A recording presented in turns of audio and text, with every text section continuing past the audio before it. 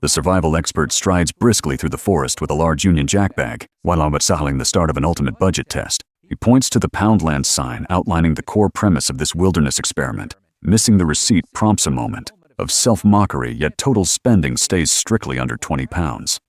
The original 10-pound target was abandoned as soaring inflation dictates a truly harsh economic reality for all. Gear inspection now follows. A thick white blanket costing 6 pounds is extracted first, which is deemed essential for the chilly night ahead. Unable to afford a proper knife within the budget, the survival expert settles for scissors and a 1-pound battery pack.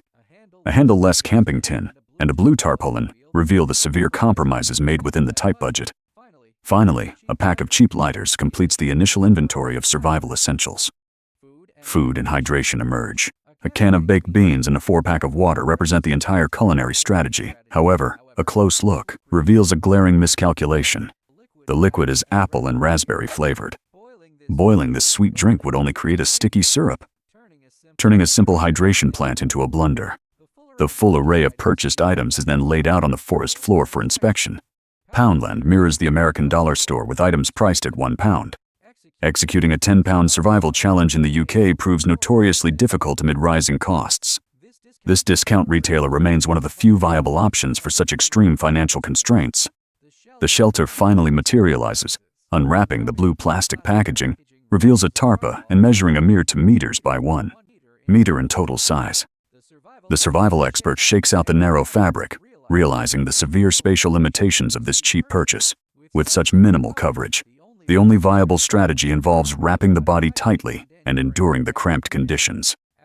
Acceptance replaces frustration as making do becomes the primary rule of this entire wilderness expedition. But everything in the bag.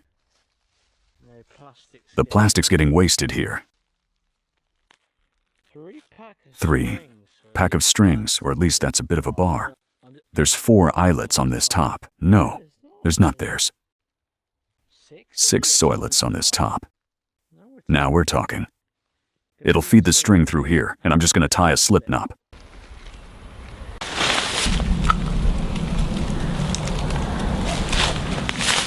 It's a lot of bogs out. I have more than any bug spray.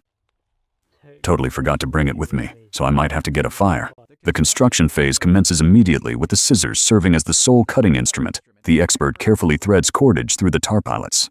A low-profile shelter design is adopted to compensate for the notably small dimensions of the waterproof cover. Using only the blades, he whittles a rough wooden branch into a makeshift tent peg. Although the resulting stake remains somewhat bent and imperfect, it apparently suffices to anchor the fragile structure securely against the elements for now. The lack of proper tools demands such improvisation. The perimeter ceiling begins now. Dry leaves are carefully packed around the flimsy edges of the tarp to completely block out the cold drafts from entering the shelter space. The completed low-rise structure stands as the only barrier against the elements for the coming night ahead. Despite the mild 13-degree temperature allowing for floor sleeping, a critical threat emerges from the forest floor below. Peak summer brings an infestation of ticks, forcing a sudden revision of the traditional leaf litter bedding strategy completely. Bedding is now prepared, sweeping away the leaf litter, minimizes the risk of tick bites, effectively prioritizing personal safety over basic ground insulation. A thin gray checkered blanket is unfolded and smoothed out beneath the narrow blue tarp lying down on the makeshift bed. The survival expert notes the unexpected softness of the cheap fabric. This simple layer provides the sole comfort for the impending night in the deep woods ahead. Fire safety takes precedence. Satisfied with the sleeping arrangement, the host shifts focus to the critical task of building a safe campfire today. A recent thunderstorm has soaked the ground, yet caution remains paramount to prevent any forest fire. Deploying a specialized folding fireball is not a cheat, but a necessary measure to protect the woodland environment. This metal base ensures the flames remain entirely contained above the dry forest floor below it. The ignition sequence commences now. A 2-meter radius around the fireball is meticulously cleared of all combustible leaves and surrounding forest debris to ensure absolute safety. The expert demonstrates that seemingly dry branches often retain high moisture content, rendering them poor fuel choices for immediate use. Selecting a purple lighter from the pack, the host strikes a spark to ignite the initial tinder with focused intent. Shredded cardboard catches the flame, providing the crucial first step in establishing a steady campfire right here. The fire stabilizes now. The cardboard burns slower than anticipated, prompting the decision to save the remainder for tomorrow morning's hot breakfast meal. As the flames grow stronger, the rising smoke effectively drives away the swarming midges and mosquitoes nearby. The culinary plan appears straightforward, requiring nothing more than boiling the flavored water inside. The handle-less black camping pot is presented to view, highlighting the impending challenge of extracting it safely from the intense heat later on. The idea of a hand on this thing, that's what's frustrating.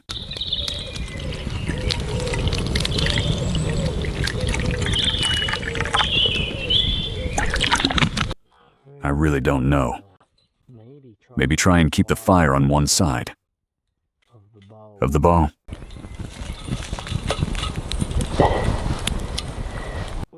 But I'll see how that. Hold on, guys. We have got another camping item pro camp. The net lamp.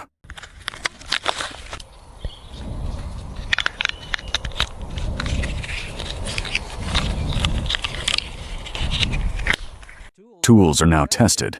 A cheap LED headlamp is switched on, emitting a blindingly bright beam that proves its truly exceptional monetary value.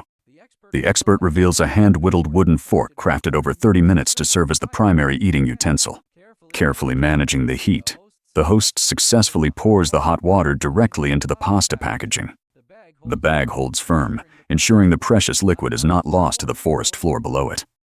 The makeshift wooden fork stirs the hot mixture. Blending pasta with thick sauce inside water covers the top layer perfectly and accidentally, yet ideal ratio for absorption, folding the bag trap steam to aid cooking thoroughly within. A tentative taste reveals a slightly hard texture, reflecting the inherent limits of this improvised outdoor method. The meal concludes, now accepting the imperfect texture as part of the survival challenge. The expert takes another bite and finds the flavor surprisingly decent. The remaining bottles of flavored water are displayed, representing the final calculated resource for the next day.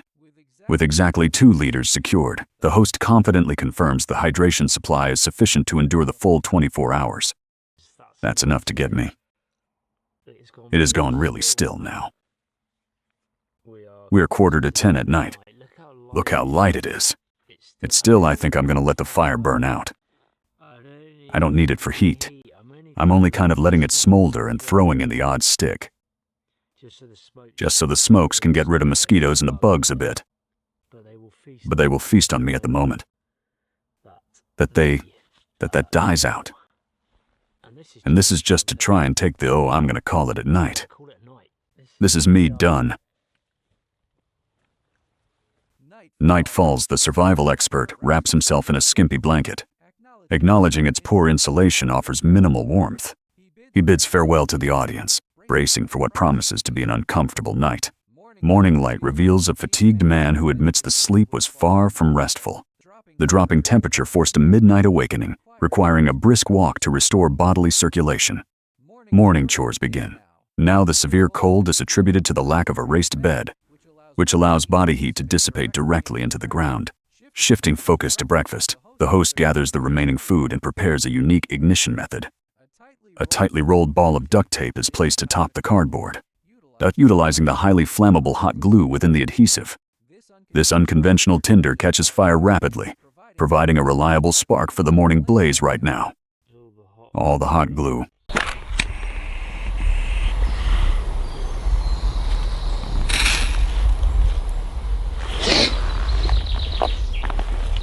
We have fire, baby.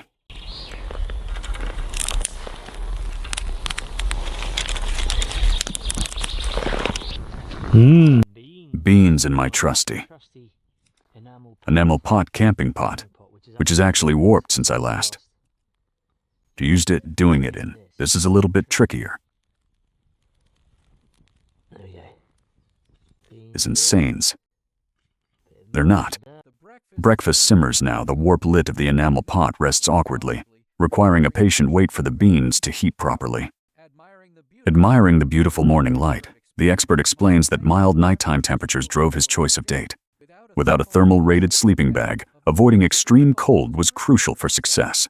Ultimately, this expedition is defined not as hardcore survival, but as a recreational camping trip focused on finding joy in minimalism. It lead it. It's a very bubbly beans. Certainly warm enough. Let's give them a go. The old enamel pot survived, despite being slightly warped.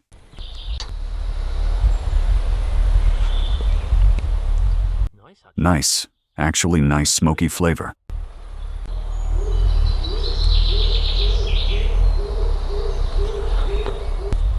I have campus now dismantled. The survival expert finishes his meal quickly and begins the meticulous process of packing up the temporary wilderness site. He shakes forest debris from the white blanket, then struggles with cheap nylon cord. Such string locks into tight, stubborn knots once tied, making disassembly a tedious task. Furthermore, the small dimensions of the tarp necessitated a remarkably steep pitching angle to provide adequate coverage against the elements. The review begins. The black enamel pot stands out as the most impressive purchase, despite its frustrating lack of a folding handle. Its durability and performance easily justify the minimal cost incurred at the store. Similarly, the flimsy LED headlamp delivers exceptional brightness, proving high prices do not guarantee superior utility. The thin blanket and simple food are briefly dismissed as focus remains on the triumph of budget gear. The site is cleared with leaves swept back. The campsite is fully restored to its natural state. Addressing frequent viewer requests, the expert promises a future military Land Rover trip. Though pending garage repairs and a roof tent delivery using leftover fruity water, he carefully extinguishes the final embers. This responsible act ensures zero trace remains in the woods today. The survival expert thanks the audience for watching. Raising a Union Jack bag and fizzed high, celebrates the successful end of this challenge in the deep woods today.